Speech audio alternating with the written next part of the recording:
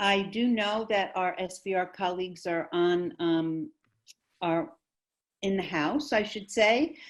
There's Debjani. Good. Hi, Debjani. Debjani, Wow. I'm going to ask you, Debjani, to introduce your team, and you can get started. I only have one more question because I can't see you all. Is Diana Torres-Petrelli in the house? Not yet. Okay. She's our Title IX coordinator, and if she comes on, she may want to say a word or two to the students as well. Okay, but I'm going to hand it over to you, Debjani, okay? Great, Charlene. Thank you so much for inviting us to speak today. My name is Debjani Roy, and I'm the Assistant Director of Training and Prevention with Sexual Violence Response, also known as SVR for short. A little bit about myself. I've been with Columbia for just over a year, but prior to that, I primarily worked in community-based organizations, both in the United States and in the United Kingdom for over 17 years, addressing issues of gender-based violence and power-based interpersonal violence. So that's what we're going to be talking about today. I wanted to introduce my colleague, Ashley Delphia, who will be answering your questions on the back end. So please feel free to use the chat box and ask her questions. Ashley, do you want to say hello? Hi everyone, welcome. Thank you for joining our session. I will be supporting Debjani on the back here with the hosting duties and answering your questions in the chat box. I look forward to speaking with you, and I'll be putting some resources in the box as well. Great, thanks Ashley. One thing I do want to know, Ashley, you could pull up the Mentimeter while I mention this, but I know we were just talking about pet therapy, and there are reasons why we offer these sorts of resources, and it's because we as an office deal with very difficult issues of sexual violence. Now, we're going to be touching upon these issues in the next 30 minutes very briefly, but I would like for you to take care of yourselves in this time. If that means you need to turn your camera off when we're talking about certain forms of violence and abuse, please do so. We really, really honor the realities of how people may be triggered and impacted by the subjects that we work on. So firstly, we're going to do a quiz very quickly. We just want to get a sense of what all of you know about SVR and our services. If you could go to www.menti.com on your phones or on your computers and use the code 3748895 and answer the first question. What year did SVR first open its doors? And the options are 92, 1985, 2001, and 2014. We'll be doing this at the end as well, and you'll learn the answers throughout the course of the session itself.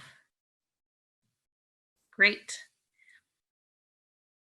So very quickly, a little bit about who we are in our mission statement. Our mission is to eradicate all forms of gender-based violence, and we do this through collective community action. We're committed to social change and creating a culture of accountability. Eradicating forms of gender-based violence sounds like a very lofty mission, but that's what missions are, right? It's the end goal. It's what we're looking towards as we do our direct service work, as we set up all of our programming. It's what we're ultimately aiming to do.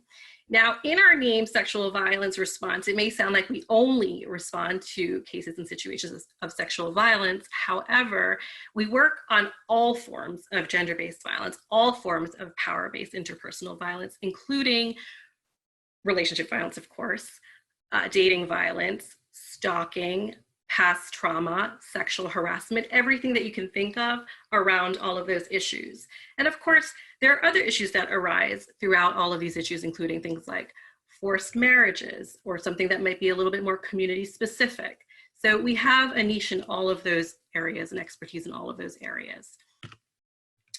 The other thing we do is we support survivors and co-survivors. That's worth mentioning as well. So it's not only people who've experienced abuse and violence, but it's also people who know others who've experienced abuse and violence. So it could be a friend, a relative, a roommate. We can support you as well, because we know full well that there are impacts on co-survivors as well of abuse and violence.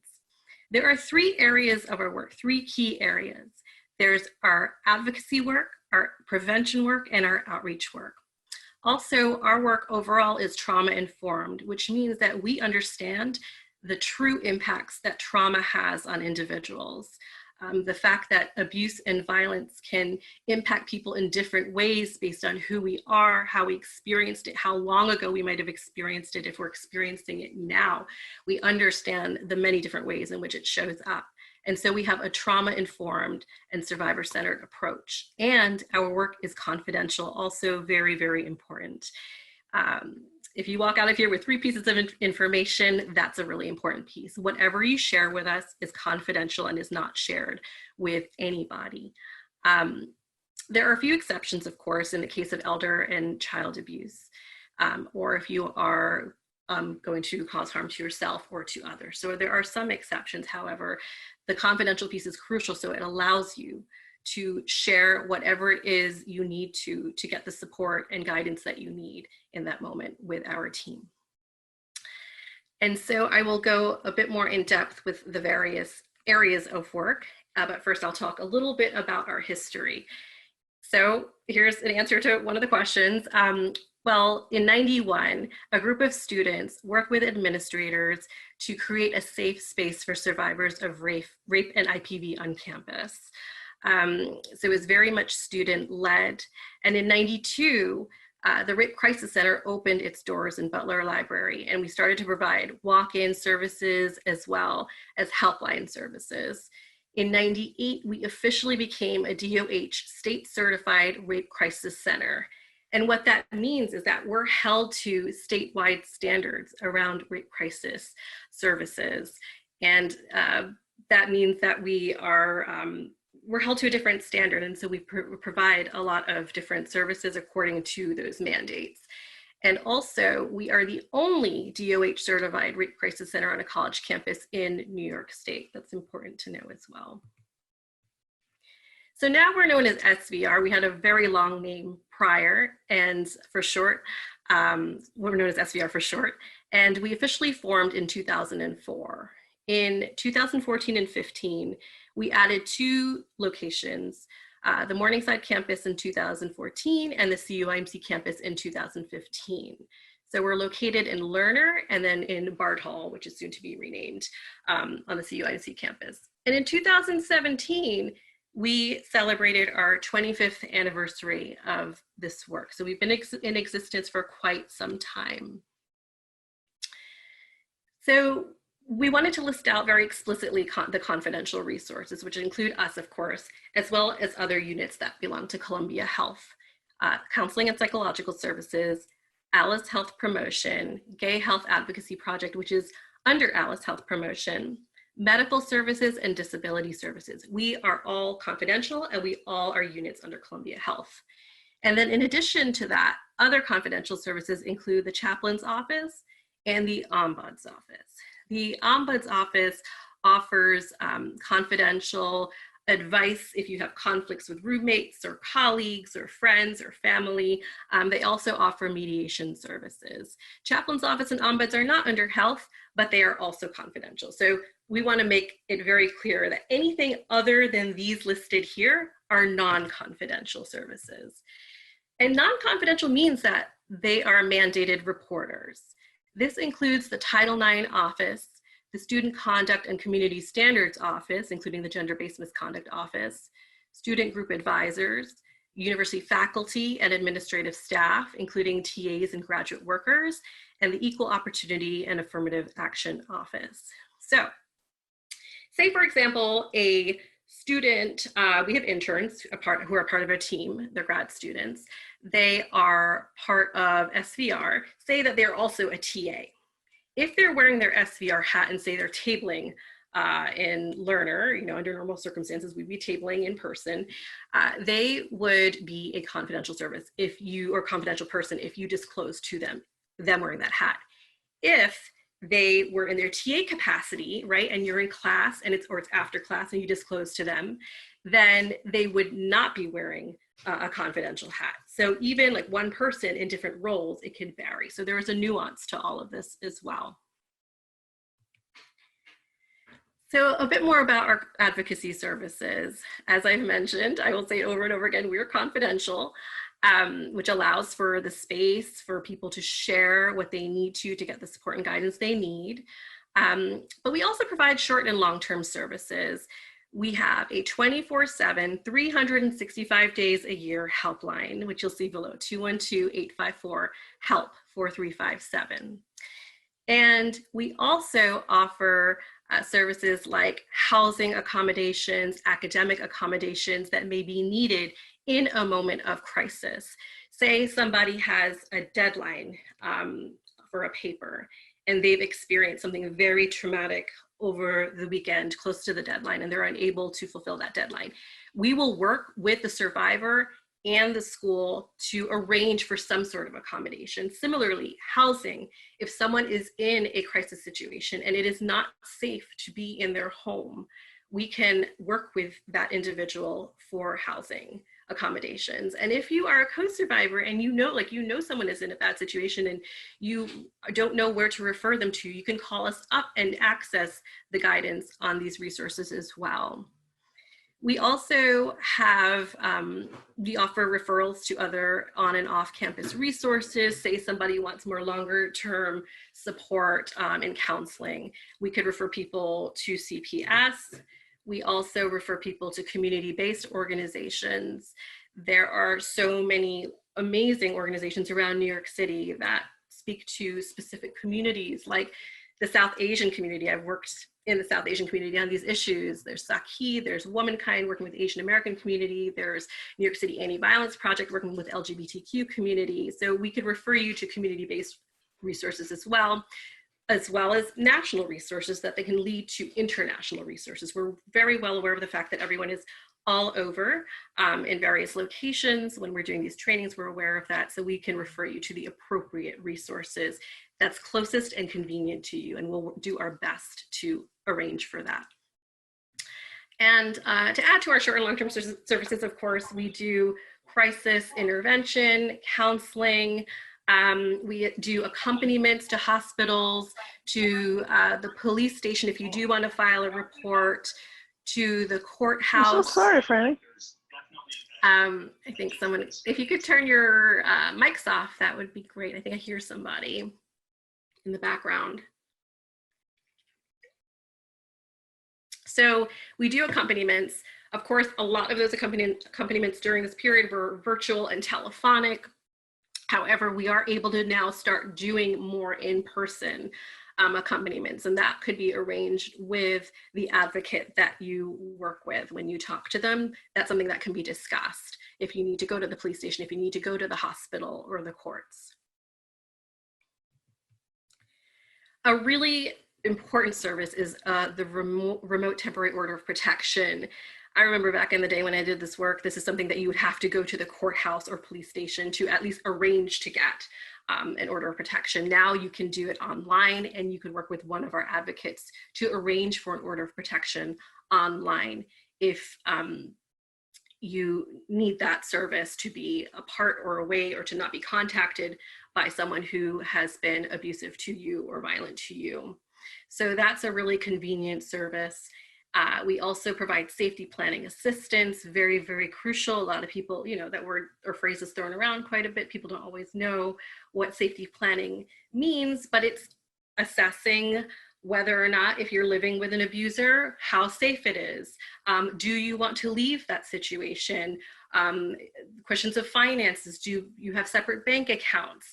Or even helping manage, your route home in the case of experiencing street harassment, or navigating a workplace situation. If there's sexual harassment in the workspace, we can support you with all of those things. I know a lot of people have internships while they're studying as well, and also work while they're studying as well. So safety planning assistance in a variety of circumstances. And then we have other support items, and we call them care package items: bed sheets, linens, sweatshirts, sweatpants, self-care items, Metro cards, phones, all of those things that you might need in a crisis situation, we have access to, and we will provide you with as needed. And then our prevention work, and this is the work that I lead. We do a lot of interactive workshops and skills-based workshops beyond the mandatory programming that we have, that we're doing right now. And so we do deeper dives on intimate partner violence, on stalking, on sexual harassment. We have sessions on bystander intervention, how to intervene when you see something happening to somebody else, how to do it effectively in person, online. We also do consent-based workshops. We have more creative workshops that allows you to do like journal entries on what you desire in a partner. So a lot of the preventative stuff that happens or needs to happen so that it doesn't turn into a situation of abuse and violence, what to watch out for, what to look out for, how we can all contribute to this collective society that is healthier than it is.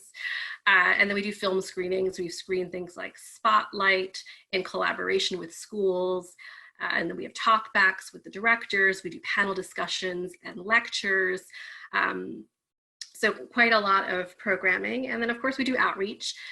We have Relationship Violence Awareness Month happening now in the month of October. We have 3 events planned. You can get the details on our Facebook page and on our website. We have an event on the 20th, the 27th, and the 29th.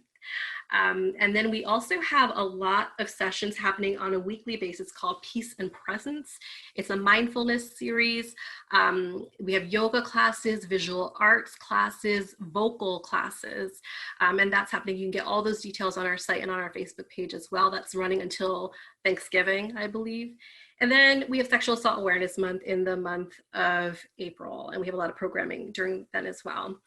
And then we partner with student groups and leaders. So if you want to bring us to your group and school to do other sessions, we are open and available to doing that. A lot of people think the mandatory sessions are it, but we do so many other things as well. And I like to always emphasize that. So I want to talk about violence abuse. This is where it can get a bit more challenging. So like I said, please take care of yourselves as I go through this. And so we don't just work on sexual violence, we work on issues of intimate partner violence. We respond to situations of intimate partner violence. That can include, most commonly understood as physical violence, but as many of us know, as we talk about these issues more in the mainstream media and elsewhere, it could include things like emotional abuse, financial abuse, immigration abuse, verbal comments, making someone feel very low and unworthy. It could be using immigration status to keep some power and control over an individual in a situation. So a person in this situation might worry about their partner actually and say, I don't want the person to get arrested, right? It could be someone disclosing to you as an individual. It could be someone coming to our office who might say that. And there are many reasons why someone who's in an abusive situation might be concerned for the partner who's causing them harm, actually. And that's because they might be dependent on that person. That person might be the one bringing in the income. So they're dependent. They may have children with that person. They might be dependent on immigration status on that person, but also things can escalate when a partner gets arrested. So that's a really volatile period as well. We also work on the issue of sexual assault. So touching, grabbing, groping, brushing, which a lot of that can happen on subways, on the street, in public spaces, but can also happen in the workplace, can happen on campus, off campus, in your home. And rape, of course, forced penetration. And someone who's experienced sexual assault can say, I don't want anybody to know what happened. There can be a lot of shame and guilt and self-blame involved in experience of sexual harassment. And so that might be the frame of mind someone might be in when they've experienced sexual assault. And then we work on the issue and respond to the issue of sexual harassment. Someone's experiencing harassment in the workplace. They might say, I don't want that person to lose their job. I just want the harassment to stop. They don't necessarily want serious consequences, because with the serious consequences might come a process they don't want to be involved in. They just want it to stop, right? They just want it to end. It's interfering in their lives. It's affecting them. It's a traumatic experience. And of course, sexual harassment can be experienced in public spaces as well, to and from work, to and from class. And then we also work on the issue of stalking. So someone, you go out on a date with someone and then you're not interested in them and they keep texting you. They start following you on Insta, on Facebook, on TikTok, and then they start just tracking your whereabouts and showing up outside your regular coffee shop.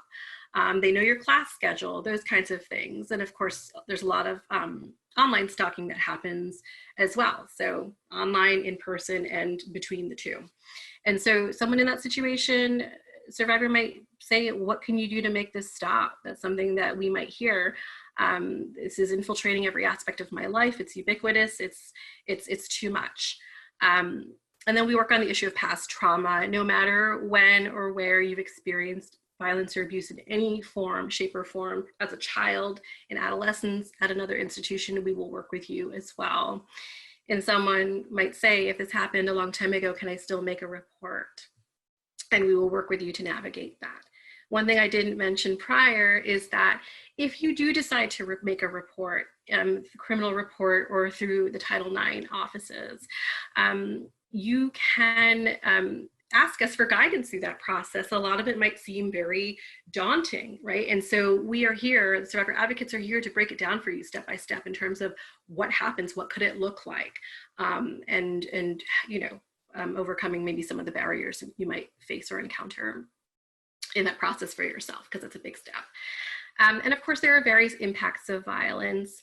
I can't stress this enough, but a lot of people look at the physical violence as the main impact. However, there's so many things that happen that are invisible, that are not obvious to those around an individual. That can include things like a social worldview impacts, feeling despair, hopelessness, feeling like you can't really go on in this current situation and trying to find a way out. Like, how can I escape this? How can I leave this? Spiritual impacts, of course, losing faith in your respective faith. How could this happen to me? How could God let this happen to me if that's your belief? Having emotional impacts, psychological, cognitive, depression, anxiety, isolation, latent depression, when you might come to realize you did experience something traumatic in childhood and you just haven't been able to manage it or deal with it or respond to it. So that can happen later in life as well. So there are a whole host of impacts that violence can have on individuals. And we do a deeper dive on these in our other sessions.